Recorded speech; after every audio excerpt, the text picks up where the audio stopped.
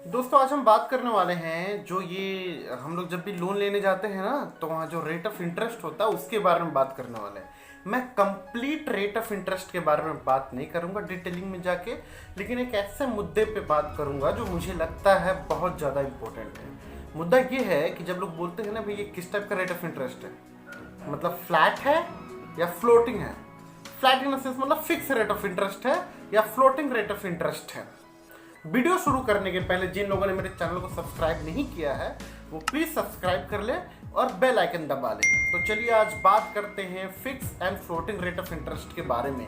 समझने वाली बात यह है कि जब भी हम लोन लेने जाते हैं, ठीक है, तो हमें कोई ये कहता है कि सर जो आपका ये लोन है ना उस पर रेट ऑफ इंटरेस्ट जो लग रहा है 8% लग रहा है। अब हम उनसे पूछेंगे कि 8% ऑफ रेट ऑफ इंटरेस्ट कैसा है, क्या है, क्योंकि अक्सर ये सुनने को मिलता है जब कस्टमर लोन ले लेता है तो उसके 6 महीने बाद या 1 साल बाद ऐसी क्वेरी आती है और कस्टमर ही करता है कि सर मुझे तो बताया गया था 8% रेट ऑफ इंटरेस्ट है, यानी 100 रुपीज़ का अगर मूलधन है तो उसके हिसाब से उसको ब्याज आना चाहिए सिर्फ 8 रुपये, लेकिन ये 9 रुपये कैसे हो जा रहा है, 10 रुपये कैसे हो जा रहा है, 8 रुपये 25 पैसे कैसे हो जा रहा है। सर ये तो बैंक ने चीटिंग कर ली है।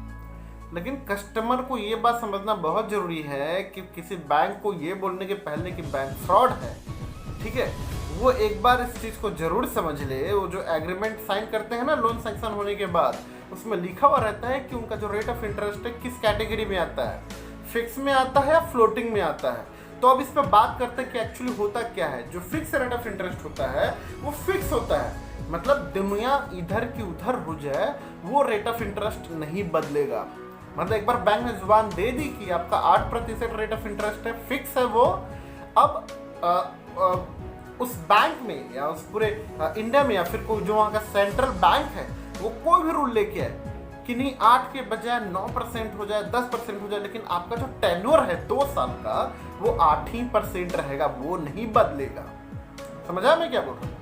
लेकिन अगर वही फिक्स रेट ऑफ इंटरेस्ट रहता है तो फॉर द टाइम बीइंग मानिए आपको वही अगर वो फ्लोटिंग रेट ऑफ इंटरेस्ट रहता है तो फॉर द टाइम बीइंग आपको बताया जाता है कि आपका जो फ्लोटिंग रेट ऑफ इंटरेस्ट है वो 7% है। ठीक है, आपने खुशी खुशी ले लिया कि भाई ये तो 7% है, बाकी बैंक मुझे 8 दे रही है, ये तो अच्छा, मैं इसको ले लेता हूँ।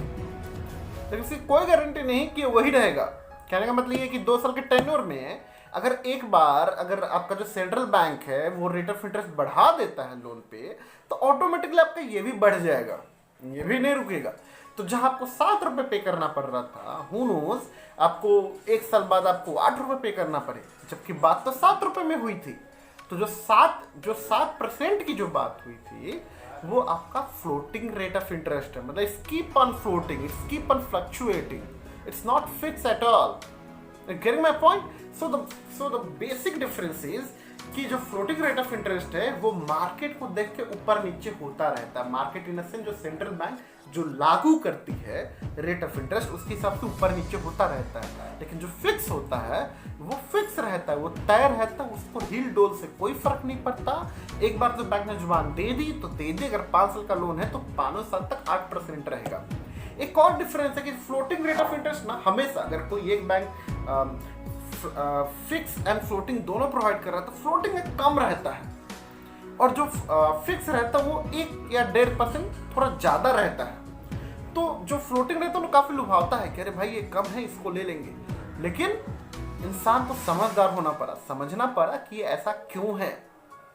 तो मुझे लगता है ये जो मैं वीडियो बना रहा हूँ और जो मैंने आपको समझाने की कोशिश की आपको समझ गए होंगे और जिसके कारण आप आगे ये फैसला ले पाएंगे। जल्दीबाजी में आप ये सोच के कि हाँ आज मैं फ्लोटिंग मुझे 6% मिल रहा है, आने वाले समय में कम भी हो सकता है, तो इसकी कोई गारंटी नहीं है। बढ़ेगा तो जरूर, बढ़ना तो लेके चलो, किस्मत है कि कम हो जाए, लेकिन वही फ्लैट है 2% ज़्यादा लगेगा, लेकिन मार्केट का रेट इधर से उधर हो जाए, फ्लैट का भी चेंज नहीं होगा। जाने के पहले एक टिप्स देके जाता हूं। अगर आप इंडिविजुअल है और आपका होम लोन चल रहा है और आप उसको क्लोज करना चाहते हैं, वो फ्लोटिंग हो या फिक्स हो, आप फोरक्लोजर चार्ज पे नेगोशिएट कर सकते हैं। यहां तक आप फोरक्लोजर चार्ज को ओमिट भी कर सकते हैं।